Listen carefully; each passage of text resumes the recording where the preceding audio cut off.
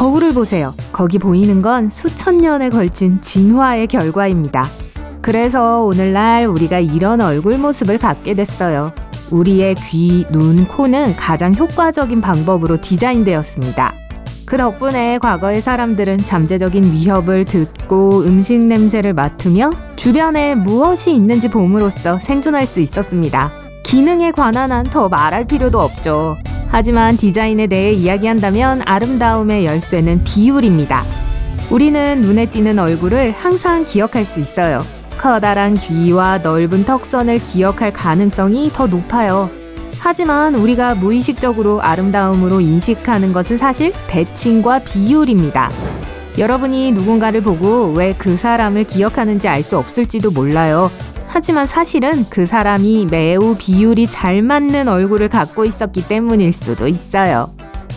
우리가 알고 있는 세상은 수학에 의해 지배됩니다. 그리고 가장 유명한 현상 중 하나는 황금 비율입니다.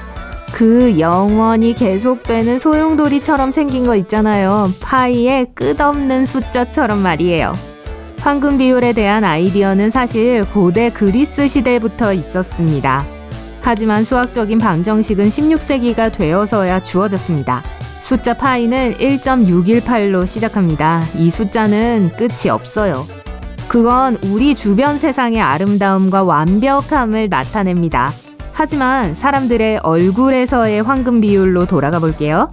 이상적인 외모는 얼굴의 모든 부분이 다른 부분과 비례적으로 떨어져 있다는 것을 의미합니다. 코는 너무 길거나 짧으면 안 돼요. 귀는 너무 크거나 튀어나오지 않아야 합니다. 두 눈 사이는 너무 멀면 안 돼요. 또한 서로 너무 가까이 있어도 안 되죠.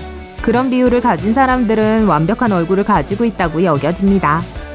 하지만 비록 어떤 사람이 이런 완벽한 눈, 코, 입을 가지고 있다고 해도 평생 동안 그것을 갖는 것은 불가능합니다. 나이가 들면서 얼굴의 어떤 부분은 커집니다. 아니면 예를 들어 입과 코 사이의 거리가 멀어질 수도 있고 반대로 줄어들 수도 있어요. 나이가 들면 눈, 광대뼈, 턱선 등 일부 특징이 바뀌어 완벽한 황금 비율을 망치는 거 말할 것도 없죠. 그래서 황금 비율에 맞는 완벽한 얼굴을 가진 사람이 지하철 밖으로 나가다가 여러분과 부딪히는 것을 상상해보세요. 이제 모든 사람이 그런 얼굴을 하고 있다고 상상해보세요. 모든 연령대의 사람들이 대칭적인 얼굴을 하고 돌아다니고 있어요. 마치 공장에서 생산된 것 같아요. 우리의 신체도 이 대칭에 적응해야 할 거예요. 그러면 우리의 팔과 다리도 길이가 같아질 거예요. 머리에서 몸통까지의 거리도 지금과는 다를 거예요. 그리고 몸통과 다리 사이의 거리도 마찬가지입니다. 균형을 잡는 것이 힘들어져서 걷는 것은 사실 꽤 어려워질 거예요. 어쨌든 이런 세상이 산다고 상상해보세요. 그런데 황금 비율을 가지고 있지 않은 사람은 여러분 혼자예요. 아침에 일어났을 때는 변화를 알아차리지 못했습니다. 하지만 지금 핸드폰을 귀에 대고 길을 걷고 있어요. 갑자기 당신은 많은 사람들이 여러분을 쳐다보고 있다는 것을 알아차립니다. 처음에는 무시하고 하던 일을 계속해요. 그런데 사람들이 자꾸 이상한 눈빛을 보내요. 핸드폰을 주머니에 넣고 모든 사람들이 어느 정도 비슷하게 생겼다는 것을 깨닫게 됩니다. 여러분만 제외하고요. 이 세상에서 사람들은 완벽해요. 사람들은 아침에 자신감을 망칠 것에 대해 걱정할 필요가 없어요. 아직 젊은 사람도 40세가 되거나 은퇴했을 때 어떤 모습일지 이미 예측할 수 있어요. 모두가 여러분을 피하려고 해요. 아무도 감히 가까이 오지 못합니다. 여러분은 거울이 있는 가게로 향합니다. 여러분 얼굴은 여전히 그대로예요. 다시 밖으로 나가자 갑자기 주변의 모든 것들이 다른 것으로 변합니다. 자동차는 매우 다르게 보여요. 모두 비율이 맞아요. 가로등 기둥이 짧아졌어요. 가로등은 완벽한 원형의 빛을 냅니다. 마치 장난감 세상에 있는 것 같아요. 심지어 사람들의 걸음걸이도 모두 똑같아요. 친구로부터 온 전화를 받아요. 친구가 만나자고 해요. 버스에 올라타서 좌석을 찾습니다. 그런데 좌석도 바뀌어서 이제 몸이 맞지 않아요. 버스에서 내려 친구 집으로 향합니다.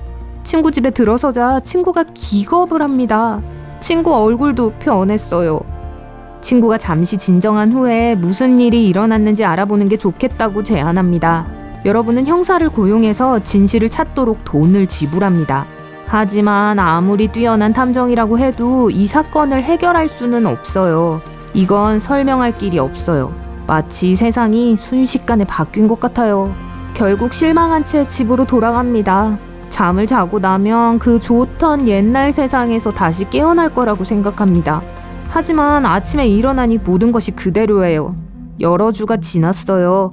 아직도 익숙해지려고 노력 중인데 모두들 여러분을 계속 쳐다보고 있어요. 결국 해고되고 하루의 대부분을 집에 있는 것 외에는 할 일이 없습니다. 외출한 지가 정말 오래됐어요. 그리고 심지어 여러분의 유일한 동반자인 금붕어도 이상하게 생겼어요. 사람뿐만 아니라 이 세상의 모든 것이 황금 비율의 법칙을 따릅니다.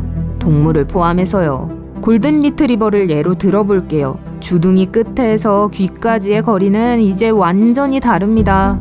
네, 이제 개는 확실히 덜 귀여워 보여요. 고양이도 약간 이상하게 보여요. 여러분은 사파리 여행을 하면서 놀라운 동물들이 돌아다니는 것을 관찰하고 있습니다. 코뿔소, 코끼리, 그리고 기린이 그늘에서 더위를 피하려고 하는 게 보여요. 타고 있는 사파리 지프는 모든 것이 황금 비율에 맞게 디자인되었습니다. 차에서 멀지 않은 곳에서 어슬렁거리는 기린을 발견합니다. 더 잘 보려고 쌍안경을 꺼냅니다. 완벽하지 않은 세상에서 기린의 목은 특이하게 깁니다. 그래서 나무 꼭대기의 잎을 먹을 수 있죠. 하지만 여기에서는 황금 비율 때문에 기린은 라마나 낙타와 같은 목 길이를 갖고 있어요. 멀리서 사자 한 무리가 보입니다. 사자는 상자처럼 보여요. 주둥이는 이상한 모양을 하고 있고 예뻐 보이지 않습니다. 하지만 그들의 비율은 기술적으로 정확해요. 그리고 여전히 문제가 있어요. 사자의 입과 턱은 먹이를 물고 쥐도록 만들어졌습니다. 하지만 이 새로운 모습으로는 이런 일을 제대로 해낼 수가 없어요. 여러분은 아마존에서 강을 따라 트레킹하고 있어요. 갑자기 뱀을 발견합니다. 하지만 아무 짓도 안 해요. 그냥 누워서 완벽한 원형으로 돌돌 말린 채로요. 주변의 모든 식물들은 예외적으로 대칭적이고 비율이 맞습니다. 모든 것이 실제로 존재하기에는 너무 완벽해 보인다고 생각하지 않을 수 없어요. 뱀을 지나쳤지만 또 하나의 위협이 다가오고 있어요. 제규어가 여러분 앞에 나타납니다. 제규어 이빨이 이상하게 튀어나와 있어요. 그리고 솔직히 귀엽기까지 해요. 전에 살던 세계의 제규어보다 덜 무서워요. 여러분은 지금 이집트에서 고대 피라미드를 보고 있어요.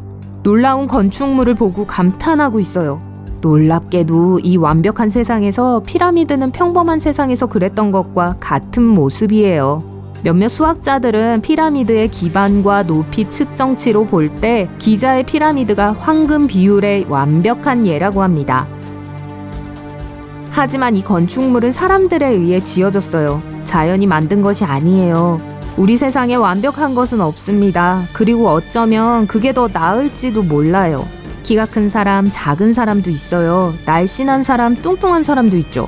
불완전함이 우리를 아름답고 독특하게 만들어요. 세상에는 황금 비율에 거의 일치하는 것처럼 보이는 것들이 있어요. 예를 들어 해바라기 꽃이나 솔방울 같은 거요. 하지만 여전히 약간의 차이가 있어요. 파이는 자연에 실제로 존재하지 않습니다. 조개 껍데기, 카멜레온 꼬리, 달팽이 껍데기, 그리고 그 외 나선형 물체들은 황금 비율에 맞지 않아요. 비록 언뜻 보기에 그렇다고 생각할 수도 있지만요. 이런 혼동은 매우 흔한 일입니다. 하지만 결국엔 수학이 승리하죠. 어쨌든 아름다움은 주관적이라는 것을 명심하세요. 그리고 자연에서 파이를 찾는 것이 세상을 멋지게 만드는 건 아니에요.